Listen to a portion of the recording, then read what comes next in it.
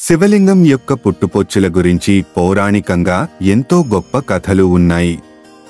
అందులో శివలింగం పరబ్రహ్మ స్వరూపం.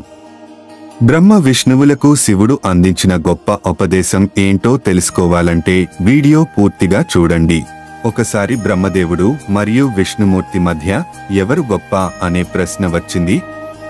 బ్రహ్మదేవుడు తాను సృష్టికర్తనని, అందరికన్నా గొప్పవాడనని చెప్పగా, విష్ణువు తాను పరిపాలకుడినని, అంతకు మించినవాడనని అన్నారు.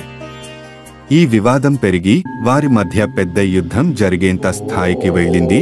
ఈ సమయంలో పరమశివుడు ఒక అగాధమైన ఆకాశాన్ని తాకేంత పెద్ద అగ్ని లింగం రూపంలో ప్రత్యక్షమయ్యాడు.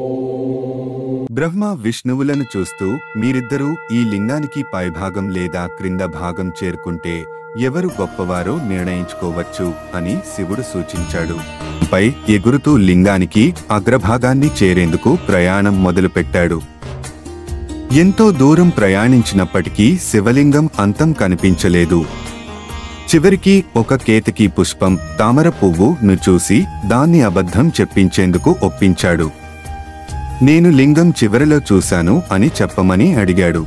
విష్ణుమూర్తి ఆయన వరాహ రూపంలో భూమి లోతుల్లోకి వెళ్లి శివలింగానికి అడుగును తెలుసుకునే ప్రయత్నం చేశాడు. ఎన్ని లోతులకు వెళ్లినా లింగానికి తుదిదేశం కనిపించలేదు. చివరికి విష్ణుమూర్తి తిరిగి వచ్చి, నాకు దాని అంతం కనపడలేదు అని నిజాయితీగా ఒప్పుకున్నాడు. అప్పుడు శివుడు మళ్లీ ప్రత్యక్షమై విష్ణువు నిజాయితీని పొగిడాడు. కాని బ్రహ్మదేవుడు అబద్ధం చెప్పినందుకు కోపించి, భూలోకంలో నిన్ను ఎవ్వరూ పూజించరు అని శాపం ఇచ్చాడు. అదే కారణంగా భారతదేశంలో బ్రహ్మదేవునికి చాలా తక్కువ ఆలయాలు ఉన్నా.